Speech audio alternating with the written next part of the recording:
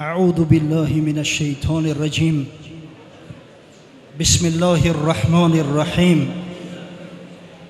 الحمد لله رب العالمين والعاقبة للمتقين، والصلاة والسلام على أشرف الأنبياء والمرسلين وعلى آله وأصحابه أجمعين ومن تبعه إلى يوم الدين.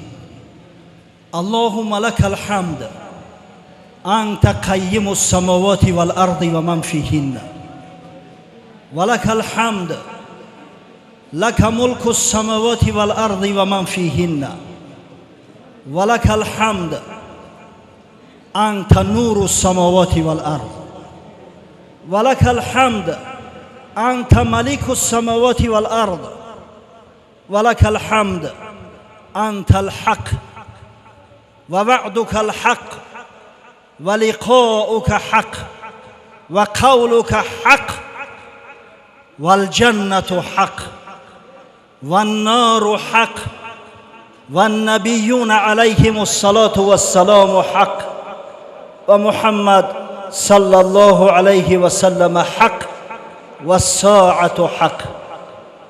اللهم لك أسلمت وبك آمنت وعليك توكلت وإليك أنبت وبك خاصمت وإليك حاكمت، فاغفر لما قدمت وما أخرت وما أعلنت وما أسررت.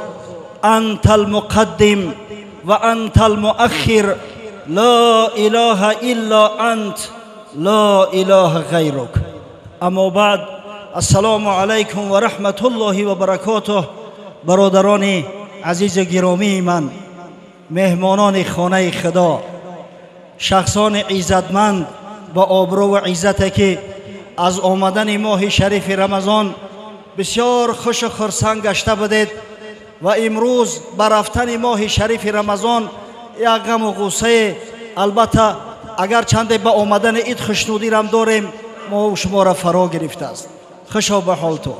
این ماه بزرگ، ماه بلبلان باغ قرآن، ماهی که علما و فضلا را به وجد می آورد.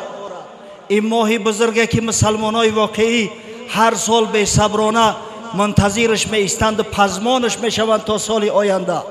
این ماه بزرگ و عظیم در انتهای خود قرار دارد و نزدیک است که با ما و شما وداع کرده و رود. ماهی که وقتی که مسلمانان خداوند مشرفشان میگرداند، به این ماه سالم و تندرست سعی تلاش میکنند طاعت و عبادت پروردگار را به طریق باید و شاید انجام دهند تا به شرافت طاعت و عبادت در این ماه، به شرافت استقامت در بندگی در این ماه، گناههای ما قبلشان آمرزیده شود. حضرت مولوی روم زمزمه میکند: ماه رمضان آمد ای یار قمر سیما، بربند سری سفره بگشای رهی بالا. ای یاری من، ای دوستی من که خداوند چهره ایت را مثل قمر منور گردانده است. سیماهم فی وجوههم من اثر سجود. ماه شریف رمضان آمد، دسترخوان جمع که یک سو بگذار و راه بالا، راه قربت به سوی پروردگار را باز کن. ای یاوه هر جایی، وقت است که باز آیی، بینگر سوی حلوایی تا کی طلبی حلوا. ای یاوه سرگردان، او وقتی بازگشتن شد، وقتی آمدن شد، وقتی شد که از گناههای کردگی توبه کنی، به سوی خدا رجوع کنی. بینگر سوی حلوایی، سوی پروردگارت نظر کن، سوی صانع خالق نظر کن تا کی از پی مصنوعات میگردی. و خدا جان تمس کنه، همه حولا به دست آخی، حولا را آدم هم میخوره و سگ هم میخوره. تو حلوایی را نظر کن، تو صانع حلوا و صانع کائنات را نظر کن، لذت ببر. بیبی رابعه عدویه باره میگه در داخل خیمه اعتکاف نشسته بود است. حضرت همی در ذکر و مراقبه است. ماهی ماه از ماههای بهار بدست. همه گل شکوفان. کنیزش وقتی که از در میبرویه میبینه گل بالای سبزه و سبزه بالای لاله بازی دارد. همین فصل بهار عجب فصل زیبا و خوشرو است. حواسش میکنه میدوه میآید میگه یا سیده یک خوری چاو آخه تو یا صنع پروردگار را تماشا کن چقدر لذت دارد چقدر گوارا است چشم آدم راحت میکنه. گفت ای نادان تو داخل شو صانع نظر کن. صنع چی کار میکنی؟ بیا صانع نظر کن. یک دیدن حلوایی زان سان کندت شیرین که شه تو را گوید خاکی تو همه مولا. انشالله یک تجلی نور حق احساس کردن چنان شیرینت میکنه چنان درجه و منزلت همه بردارد که همه اصل که شیرین ترین لذیذ ترین طعام است. میگه من خاک پای تو میشم ای مولا. خالی شو و خالی به لب بر لبی نابینه چون نی زیدمش پر شو وانگاه شکر میخواد. عجب ماهی پرفیض پربرکت. در ماهای دیگر اگر پرابلم اساسی همین حاجت خانه رفتن باشد الحمدلله در ماه شریف رمضان مردم در مسجد هستند در اعتکاف هستند در بالای قرآن هستند قرآن تلاوت میکنند نمازی نافله میخوانند. ها شکم خالی طرف توالت ندوانه آدم. ببینه 11 ماه بیچاره بدن عذاب میتیم. همین بیچاره معده روز آرام نداره در یک روز 6 مرتبه و 7 مرتبه هم پرش میکنیم طعام میتیم. یک ماهی رزگروز که ماهی هست که همون معده هم خدا را شکر میگه و رحمتت میگه. ماهی هست که جیگر هم خدا را شکر میگه و تو را رحمتت میگه. خالی شو خالی به لب بر لبی نابینه چون نی زیدمش پر شو وانگاه شکر میخواد. هر سال نجوها را میپاک کنند از گیل. ببینید دهقانا هر سال به خاطر آن که آب باطلاق نشود جوبارها و نهرها را تازه میکنند لای لجنش بیرون میکنند. هر سال نجوها را میپاک کنند از گیل تا آب روان گردد تا سبز شود خضرا تا کیش شود خضرا. این ماهی هست که انشالله بدنم آرام میگیرد جسمم آرام میگیرد جان آدم میدمد. این نعمت پروردگار است. گر دوری زینان کردی آخر چی زیان کردی؟ ای مردی مسلمان همه یک ماه از نان و از طعام بر روزها دوری کردی چی زیان و ضرر دیدی؟ گر دوری زینان کردی آخر چی زیان کردی؟ کو سفره نان افزا کو جان جهان افزا. آخه در بدل این دوری از نان خدای تعالی در جنت برای تو سفره و دسترخوان آماده میکند که هرگز نعمتش منقطع نمیشود. اهل جنت هر طعامی را که آرزو کنند اشتها کنند همون لحظه در نفسش آماده میشود و او سفره هرگز طعامش دور نمیشود خالی نمیشود. خداوند در بدل یعنی یک ماه دوری کردن از سر دسترخوان برات انمی دسترخوان نان افزا را میدهد کو جان جهان افزا. و خداوند با دیداری به مثال خودش مشرفت میگرداند ای روزدار ماه شریف رمضان. ببینه این جنت عجیب یک نعمت بزرگ است. ولا تعلم نفس ما اخفی له من قرة اعین جزاء بما كانوا یعملون. هیچ انسان نمیداند که خداوند در بدل طاعت عبادت و عملهای نیک صالحش در جنت براش چی نعمتهای را آماده کرده است. اما بهترین نعمت جنت دیداری به مثال پروردگار است. از این نعمت بالاتر و بالاتر نمی شود. و وقت دوری از نان کردی خدای تعالی با دیداری به مثالش تو را مشرف میگرداند. انشالله خوشا به حالت خوشا به اون مهمان داری پروردگار نسبتی تو.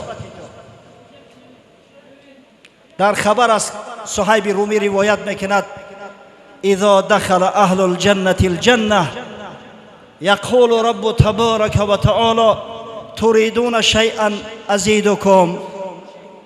وقتی اهل جنت وارد جنت میشوند رسول گرامی صلی الله علیه و سلم میفرماید الله ذوالجلال و الاکرام به ایشان مراجعت میکرده است و سؤالشان میکند که ای اهل جنت، میخواهید که باز یگان نعمت دیگر براتان هدیه کنم؟ باز دلتان یگان چیز دیگر میکشد؟ در جواب اهل جنت میگن الم تبیض وجوهنا، الم تدخلنا الجنه و تنجینا من النار. پروردگارا، مگر سفید رومو نگرداندی؟ مگر از آتش جانسوز جهنم نجات ما ندادی؟ مگر وارد جنت که تمام نوش نعمت در او آماده است ما را نگرداندی؟ آخه از این نعمت بیشتر و والاتر چی است؟ عقل ما نمیگیرد. رسول گرامی صلی الله علیه و سلم فرمود فیکشف الحجاب، همین وقت حجاب از پیش چشم اهل جنت دور میگردد و به دیدار بی مثال پروردگار رب العزه مشرف میگردند. فما اعطوا شیئا احب الیهم من النظر الی ربهم عز وجل. هیچ نعمت گواراتر، محبوبتر، شیرینتر، لذیذتر برای اهل جنت و برای تمام بشریت از دیدار بی مثال پروردگار نیست. گردوری زینان کردی، آخر چی زیان کردی؟ کو سفره نان افزا، کو جان جهان افزا. برادران بسیار عزیز گرامی، نظر میکنم همه چهره های بشاش، چهره های نورانی، مردم شادان، مردم خندان، به خاطر آنکه امتحان پروردگار جوان مردانه سپری کرده ایستادند، به خاطر آنکه پیروی نفس پلید نگشتند، به خاطر آنکه از این امتحان، از امتحانهای حیات بسیار سربلندانه و با آبرو و عزت پیش رفتند و گذشتند. واقعا همین دنیا خودش دار امتحان است. خداوند ما و شما را برای امتحان خلق کرده است. انا خلقنا الانسان من نطفه امشاج نبتلیه فجعلناه سمیعا بصیرا. الله ذوالجلال میفرماید بیشک ما انسان را از آب منی چکنده خلق کردیم، امتحانش میکنیم و مادام که امتحانش میکنیم برای آنکه از عهده امتحان برآمده تواند، او را ما سمیع و بصیر آفریده ایم، یعنی صاحب عقل ادراک است. انا هدیناه السبیل اما شاکرا و اما کفور. و ما این بنده را راه نشان دادیم، راه درست و راه حق براش نشان دادیم.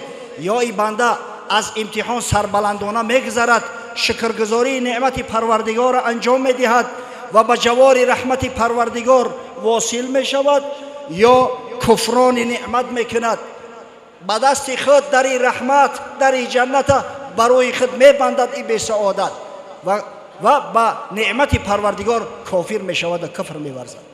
یعنی دنیا دار امتحان است.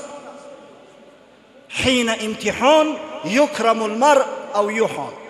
در وقت امتحان یا مرد عزت و سربلندی حاصل میکند، آبرو و عزت پیدا میکند، یا شرمنده و خجالت زده میشود، یا روش سیاه میشود. از امتحان پروردگار که نگذشتی دیگر چه میمونه؟ ببینید الحمدلله رب العالمین در این محفل، در این مسجد کسای نشستند که امتحان پروردگار سربلندانه پشت سر کرده ایستادند. خوشا به حال تو. با خدا قسم بسیار بنده های خوشبخت هستیم ما و شما. اذکر الله کاری هر اوباش نیست، ارجعی بر پای هر قلاش نیست.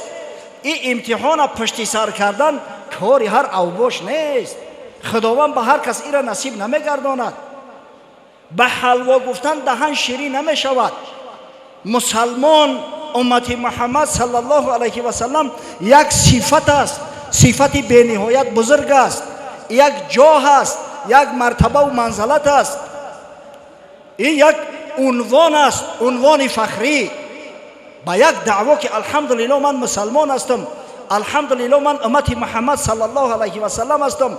در صورتی که روزه ماه شریف رمضان به عذر خوردی، در صورتی که از فریضه پروردگار سر پیچیدی، به دردت نمیخورد برادر.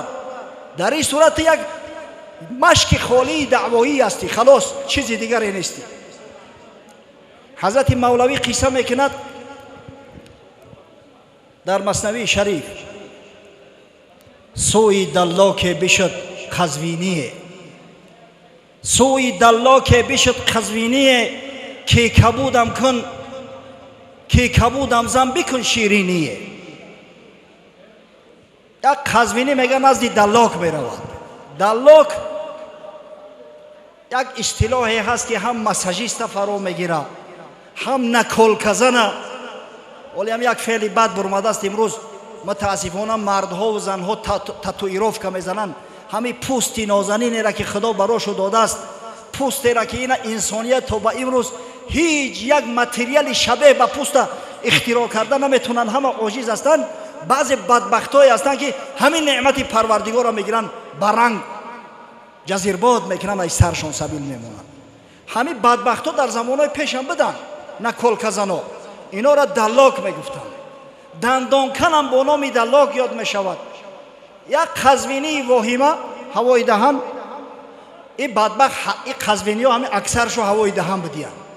بعضی بدبخت قزوینی هاش امروز ما را میبینیم در همین حالت وضعیت که اونا خیلی هوای دهن هستند. با اهل سنت و الجماعت دعوا میکنن، دعوای بحث مباحثه، و وقتی که با بحث دعوت شو کردن در دم خدا میکنن و میگریزن. یک قزوینی میگه نزد دلاک آمد که یک نکولکه در یک صورتی بد واهیمه در تنم بزن که مردم ببینن واهیمه شو بگیرن. گفت چی صورت زنم ای پهلوان؟ گفت برزن صورت شیر ژیان. گفت ای پهلوان چی صورت میخوای در تنت بزنم؟ گفت یکان شیری گیزله را بزن، یا شیری نره، شیری یلداره. گفت در چی موضع صورت زنم؟ گفت در شانگه هم کن آن رقم.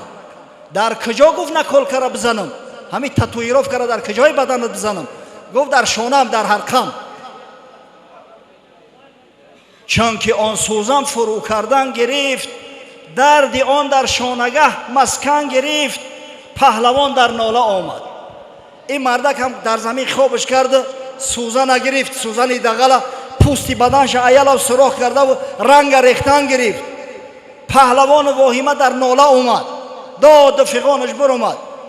پهلوان در ناله آمد که سنی مرمر و کشتی چی صورت میزنی؟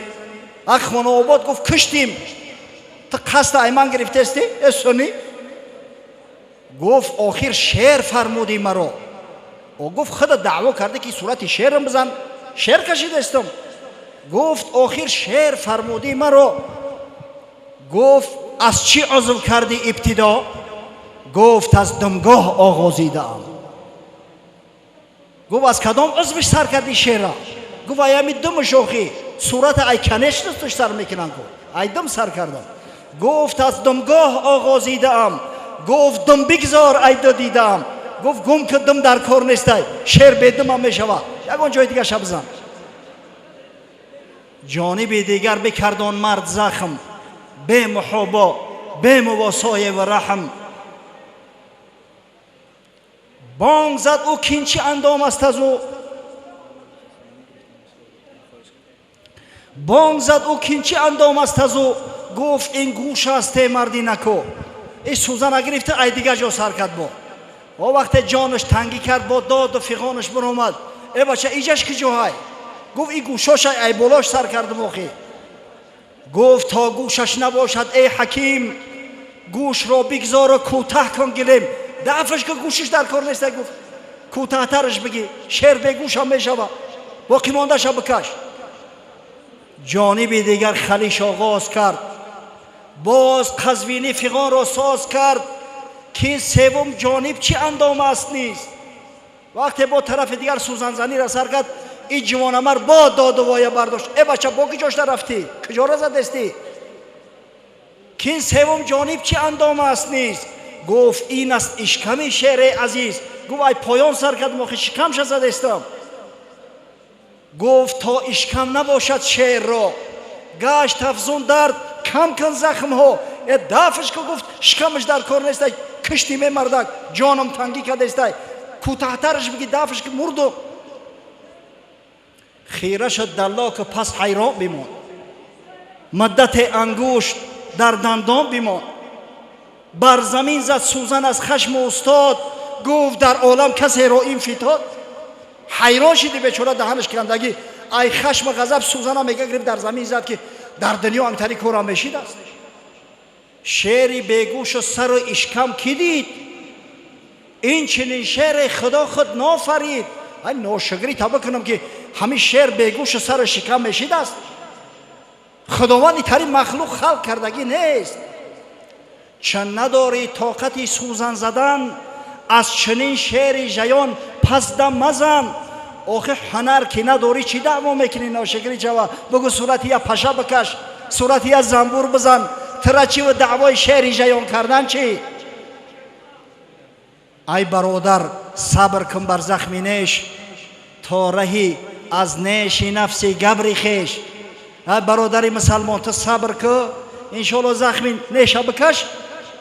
تو صبر بر همین تشنگی و گرسنگی کن، از همین نفسی بدبختی گبرت خلاص میشه.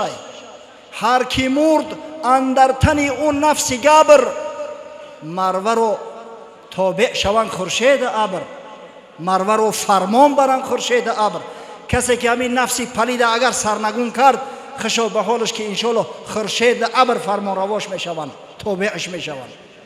ببینه 11 ماه همین نفسی بدبخت بالامون سواره، 11 ماه و 1 ماه خدای تعالی برامون امکان داده است. شیطانا را امر کرد همه را زنجیر پیش کردن که وسوسه مو نکنه و برای ما و شما امکان داد که همین نفس یک کمی کنترل کنیم، نفس سوار شویم. اما متاسفانه به حمیت های هستند که حتی در همین 1 ماه غیرتی هم حی زدن نفس، لجام زدن نفس خودشون ندارند. با شما برادرای عزیز، جوان مردای راه خدا، روزداران ماه شریف رمضان، این شب بزرگ، شب قدر و این شبهای رمضان و این ختم قرآن که انشالله به شنید من ختم قرآن امروز امشب پایان می‌یابد، باز یک بار دیگر تبریک و تهنیت میگویم و از درگاه خداوند متعال مسئلت آن را دارم که وعده ای را که حبیب خدا محمد مصطفی صلی الله علیه و سلم از برای ما و شما دادند: من صام رمضان ایمانا و احتسابا غفر له ما تقدم من ذنبه. هر کسی ماه شریف رمضان را به خاطر خدا با ایمان اگر روزه دارد، گناههای ما قبلی این بنده آمرزیده می شود. و من قام رمضان ایمانا و احتسابا غفر له ما تقدم من ذنبه. و هر کسی که شبهای رمضان به خاطر خدا با ختم قرآن پاس می دارد و سپری می کند، گناهان ما قبلی بنده به اذن پروردگار آمرزیده می شود. و من قام لیلة القدر ایمانا و احتسابا غفر له ما تقدم من ذنبه. و هر کسی که شب قدر، این شب بزرگ، با ایمان به خاطر خدا پاس می دارد، با طاعت و عبادت سپری می کند، تمام گناه های پیشینه ای بنده آمرزیده می شود. خداوند این وعده های رسولش محمد صلی الله علیه و سلم را برای ما و شما هدیه فرماید و در نامه اعمال ما و شما ثبت گرداند. واقعا فقط شخص های صالح، بنده های خدا در طول تاریخ شب زنده دار می شوند، قیام شب دارند، به شب طاعت عبادت پروردگار انجام می دهند، زیرا به شب درهای رحمت پروردگار باز است. خداوند در سوره سجده او بنده هایی را که به شب خواب بر خود حرام می گردانند و به عبادت پروردگار مشغول می گردند وصف نموده است و فرموده است: اعوذ بالله من الشیطان الرجیم، تتجافى جنوبهم عن المضاجع يدعون ربهم خوفا و طمعا و مما رزقناهم ينفقون. کاواک نمودن پهلوهای خیش را، یعنی که بیشتری گرم و نرم را ترک کردند به خاطر عبادت خدا و الله ذوالجلال و الاکرام را عبادت میکنند، بندگی میکنند، از خوف دوزخ و به طمع جنت ایشان و از آن چیزی که پروردگار برایشان آماده و مهیا کرده است، رزق نموده است، استفاده میبرند. فلا تعلم نفس ما اخفی لهم من قرة اعین جزاء بما كانوا یعملون. هیچ شخصی نمیداند که پروردگار برای بنده های شب زنده‌دار، برای قائمین شب‌های رمضان در جنت الفردوس چی نعمت‌های را آماده نموده است، تیار نموده است و اون نعمت‌ها بنده های پروردگار را انتظار هستند.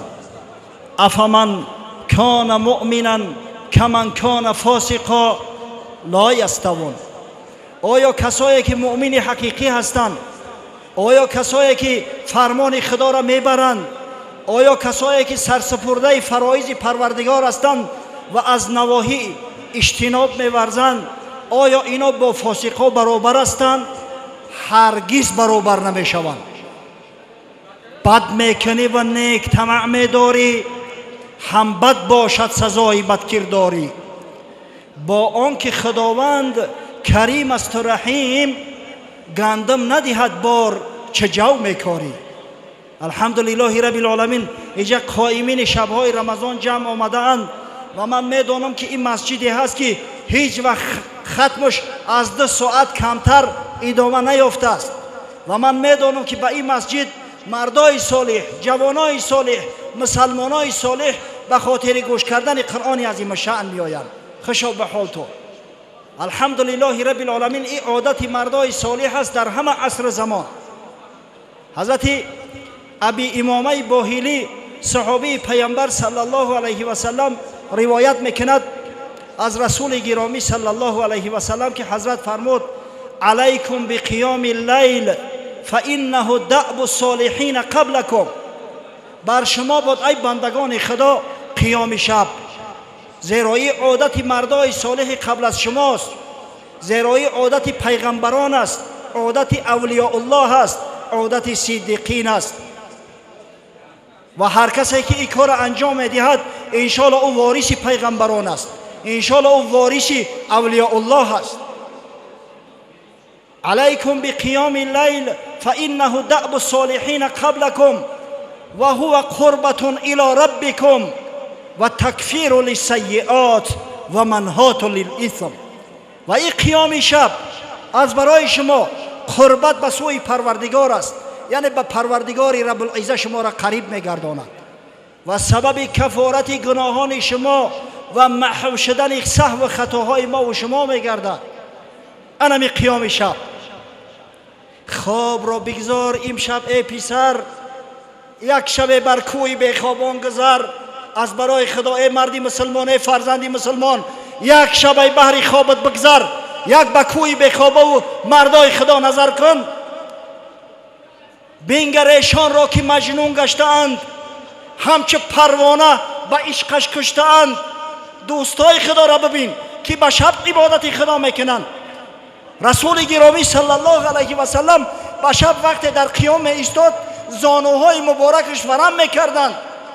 بار بی عایشه مادرمان طاقت نکرد، گفت یا رسول الله بی ابی انت و امی، پدرم مادرم فدات شود ای حبیبی خدا، اتصنع هذا و قد غفر الله لك ما تقدم من ذنبك و ما تأخر. او خداوند برای تو بشارت داده است که اگر در آینده حتی گناه کنی گناهات مغفور است، بخشیده می شود. اینقدر جان تقم میتی، اینقدر در قیام شب قایم میستی که پاهات ورم میکنن. حضرت فرمود یا عایشه افلا اکون عبدا شکورا. ای عایشه مگر من بنده شکرگزاری الله نیستم؟ مگر من شکرگزاری نعمت پروردگار را انجام ندهم؟ بنگر ایشان را که مجنون گشته‌اند، همچه پروانه به عشقش کشته‌اند. ای مزور چشم بکشا و ببین، چند گویی می ندانم آن این ندانم آن ندانم بهر چیست. تا بدانی کان که می جویم کیست. تا نمی بینم همه بینم شود، و ندانم هات میدانم شود. در شب رحمت پروردگار بالای بنده ها همیشه نازل می شود، خاصتا به شبهای رمضان تا صبح ندا است. یا طالب الخیر هلم و یا طالب الشر امسک. ای طلب کننده تو کار خیر شتاب کن، از رحمت پروردگار محروم نشو. و ای طلب کننده کار بد، هشت در سرت بگی که شرمنده و رسوا میگردی. ینزل ربنا تبارک و تعالی کل لیلة الى السماء دنیا حین یبقى ثلث لیل الاخر. رسول گرامی صلی الله علیه و سلم بشارت میدهند و این حدیث متفق علیه است. نازل می شود رحمت و مغفرت عطا و نعمت پروردگار هر شب به آسمان دنیا. وقتی که از 3 حصه شب میگذرد، قسمت آخری شب باقی میماند. یقول من یدعونی فاستجیب له و من یسألونی فاعطیه و من یستغفرونی فاغفر له. و ندا می شود هر کسی که دعا کنه دعاش اجابت میکنم. پروردگاری بزرگ میگه هر کسی که طلب مغفرت میکند گناه های این بنده را من میآمرزم و هر کسی که از ما امید رحمت دارد، از ما یگان طلب تقاضا دارد، البته مرادش حاصل میشود، البته عطای خدا میکنم براش. الله اکبر. شیخ طه عبدالله عفیفی در کتاب من وصایا رسول یک روایت، یک قصه را آورده است از زمان حیات بیبی رابعه ادویه رحمها الله. بار میگوید یک دوست شبانه به خانه به حجره رابعه ادویه می آید. از بس که بیبی رابعه بسیار مشهور بود تا امیر بصره به زیارتش می رفت، تمام حکومتدارا و زمامدارا به دستبوسی و به زیارتش می رفتند. این بیچاره دوست گمان کرده است که خیلی مال و ثروت دنیا دارد. شبانه دزدی میدروید، این طرف و او طرف میکوبد که غیر یک کوزه دسته شکسته که در درونش آب است در خانه چیزی نیست، نه یک پلاسی و نه یک لباسی و نه یک متاع دنیا. وقتی خجل می شود قصد خارج شدن از خانه را دارد که بیبی رابعه بیدار بده است، از قفا صداش میکنه یا هذا این کنت من الاذکیا فلا تخرج بغیر شیء. برادر گفت اگر آدمی به عقل بخیرت باشی دستی خالی ای خانه نبرو. من شرم دارم که تا ای خانه من دستی خالی ببروی. گشت گفت یا سیده لم اجد شیئا. ای سیده گفت آخه در خانت خاک نیست چی برام؟ من دزدی در آمدم نه که هیچی نیست. دیوخی هیچی نیست، همین یک کوزه دست شکسته هیچ کده در کار نیست. کجا برمش آخه؟ بیبی رابعه گفت یا مسکین توضع بهذا الابریق وادخل هذه الحجره وصلي ركعتين فوالذي لا اله غیره لا تخرج الا بشیء. مردی مسکین گفت همون کوزه دست شکسته را بگی طهارت که آب داره، در انم حجره بدرو 2 رکعت نماز بخوان، قسم به خدایی که غیر او معبود نیست دستی خالی ایجا نمیبروی، من برات وعده میتم. این بیچاره دست خیال کرد که یگان دیناری به جایی داره میتم، با طمع دنیا رفت کوزه را گرفت طهارت کرد، داخل حجره شد، در نماز ایستاد. وقتی که تکبیر تحریمه را گفت در نماز ایستاد، بیبی رابعه دست به دعا برداشت. به شب درهای رحمت پروردگار باز است. شب خیز که عاشقان به شب راز کنند، گردی در بام دوست پرواز کنند، هر جا که بود در به شب در بندند، الا در دوست کن به شب باز کنند. دستا را برداشت دعا کرد، گفت سیدی و مولای هذا اتی بابی فلم یجد شیئا عندی. ای مولای من، پروردگاری بزرگی من، همین مرد خانه من به طلب چیز آمد، نزد من چیزی نیافت. فاوقفته ببابک فلا تحرمه من فضلک و ثوابک. پروردگار من نزد در تو قایمش کردم، نزد در تو بازش داشتم، از رحمت خودت، از عطای خودت پروردگار ایران محروم نگردانی بنده را. و در حق او بنده یک دعای خیر کرد. قدرت پروردگار وقتی که سر در سجده گذاشت، یک نوری تجلی در قلبش غلطید که این مرد خدا مست شد، دیگه دنیا را فراموش کرده. فراموش کرد که در خانه آدمی بیگانه هستم، فراموش کرد که بیبی رابعه وعدش کرده است که یگان چیزت میتم. در همون سجده الهی ایستادگی آبی دیده 6 قطار الله میگفت و میگریست. و وقتی میگه بی ربیعه نزد در حجره اومد که این چی گریه داشته باشه، صداش شنید که زمزمه میکنه با آب دیده بناله. اذا ما قال لی ربی اما استحییت تعصینی و تخفی ذنب من خلقی و بالعصیان تأتینی. وقتی پروردگار بزرگ از من سوال کنه که از من شرم نداشتی که عصیان کردی؟ تو او گناه و کمبودیات از مردم پنهان می داشتی، از من پنهان کردن نمیتونی که. با کدام رو تو عصیان کردی؟ با کدام رو سرکشی کردی؟ فما قولی له لما یعاتبنی و یقصینی. وقتی که خدای بزرگ مرا از درگاهش برونه، دیگه کدام خاکی را در سر کنم؟ میگه چنان مست مغرور شد تا دمیدن صبح صادق، تا صدای اذان شنیدن سر از سجده نبرداشته است. بعد میگه خیست، همین روش نور میباره. بیبی رابعه گفت کیف لیلتک یا اخی، برادر اسلامی شب چه خیل گذروندی؟ گفت بخیر الحمدلله. پیش پروردگار با یک عجز، با یک عاجزی و بیچارگی به گردن کج ایستادم. خدای بزرگ میگه گناه ما بخشی، فقبل عذری و غفر ذنبی. گناه ما بخشید، عذرها و بیچارگی ما قبول کرد و ما را به مطلوب و مقصد رسانید. این شب انایخ فضیلت ها داره، خاصتا شبی که ما و شما قرار داریم و اتفاق علما است که الحمدلله رب العالمین این شب شب قدر است، شب 27 ماه رجب. این شب بزرگ، شب عزت، شب سربلندی، شبی را که طاعت عبادت در این شب از 1000 ماه طاعت عبادت که در آن شبهای قدر نباشد پیش پروردگار بالاتر و بالاتر است.